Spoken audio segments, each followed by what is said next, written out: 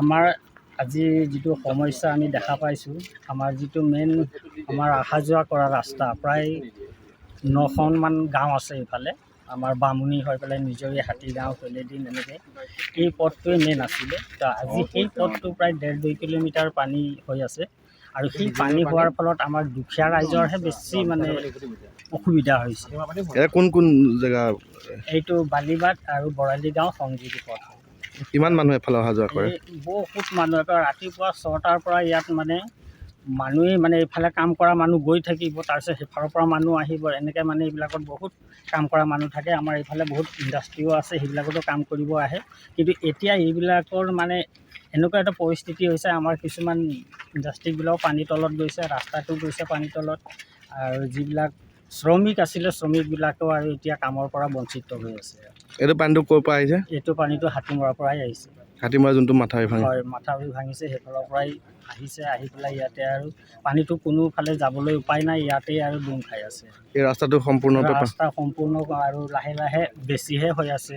হয়, এইবাৰ ব্ৰহ্মপুত্ৰৰ যি বাঢ়নি পানী এইবাৰ দ্বিতীয়বাৰ 2017 চনতো সোমাইছিল। এইবাৰ আমাৰ দ্বিতীয়বাৰৰ কাৰণে পানী সোমাইছে আৰু প্ৰথমবাৰৰ যি কঁকাল ভাঙিছিলে পানী সোমাই আমাৰ দুখীয়া ৰাইজৰ, সেইটোৱে আমি পোনাব পৰা নাইকিয়া, আৰু দ্বিতীয়বাৰ আকৌ এবাৰ বান্ধবাৰ পৰা নিচিনা হৈছে আমাৰ দুখীয়া শ্ৰেণীৰ ৰাইজৰ মাজত। আৰু আমাৰ এই অঞ্চলটো গহগুৰি পশ্চিম কলিয়াবৰৰ হয়, গহগুৰি গাঁও হয় এইখন। আৰু এই অঞ্চলটো 95% মানুহ আমাৰ কৃষি প্ৰধান, কৃষি ক্ষেত্ৰৰ লগত জড়িত আৰু কৃষি কাৰ্য কৰি পেলাই আমাৰ জীৱন নিৰ্বাহ কৰে। ইয়াতে খুব 5% মানুহে হয়তো চাকৰিয়াল হয়। কিন্তু চৰকাৰে যিখিনি ক্ষতিপূৰণ দিবলগীয়া আছিলে, যিখিনি ক্ষতি হৈছে, এই ক্ষতিখিনি যদি ক্ষতিপূৰণ নিদিয়ে তেনেহ'লে আমাৰ এই যোনখিনি দুখীয়া শ্ৰেণীৰ ৰাইজ, সেই ৰাইজখিনি ধৰক মূৰ দাঙি উঠিবলৈ বহুত বছৰ লাগিব। আৰু সেইটো কাৰণে মোৰ চৰকাৰলৈ বিনম্ৰ অনুৰোধ যে আমাৰ যিখিনি ক্ষতিপূৰণ হৈছে কোনো ধৰণৰ দুৰ্নীতি নোহোৱাকৈ যাতে আমাৰ গোটেই সকলো শ্ৰেণীৰ ৰাইজে যদি পায়।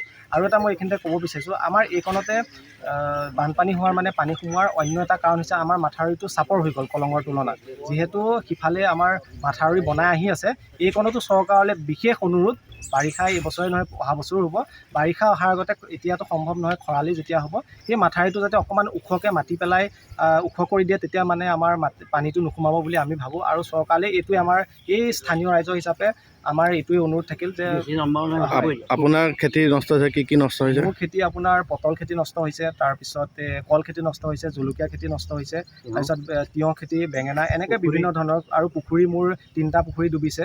এই 3টাতো প্ৰায় যথেষ্ট মই মাছ এৰিছিলোঁ, সেইখিনিও মোৰ ক্ষতিগ্ৰস্ত হৈছে। উপাৰ্জন কিমান হৈছিলে? উপাৰ্জনটো মোৰ মাহেকে সপ্তাহত প্ৰায় 15-20 হাজাৰ টকাৰ পৰা মই হেন্দালিৰ পৰা বা অন্যান্য কৃষিৰ পৰা মই বিক্ৰী কৰোঁ। এতিয়াতো সেইটোতো চাৰিওফালে গোটেইখিনি মৰি গ'ল, আৰু এতিয়া আপোনালোকে দেখিছে গছটো সেউজীয়া হৈ আছে ঠিকেই, যেনে লাহে লাহে পানী কমিব, যেনেকৈ পানী কমাৰ লগে লগে ৰঙা হৈ যাব, যোৱাবাৰৰ নিচিনাকৈ একেই পৰ্যায় পাবগৈ। সেয়েহে চৰকাৰক মই বাৰম্বাৰ আকৌ এবাৰ কৈছোঁ যে যিখিনি আমাৰ ক্ষতি হৈছে, অকল যে ঘৰৰ ভিতৰত সোমালেই তেনেকুৱা নহয়, আমাৰ যিহেতু কৃষি প্ৰধান ইয়াত ৰাইজ হয়, সেয়েহে এইখিনি যদি ক্ষতিপূৰণ দিয়ে তেনেহ'লে আমি বহুত চৰকাৰৰ পৰা আমি কৃতকাৰ্যতা লাভ কৰিম।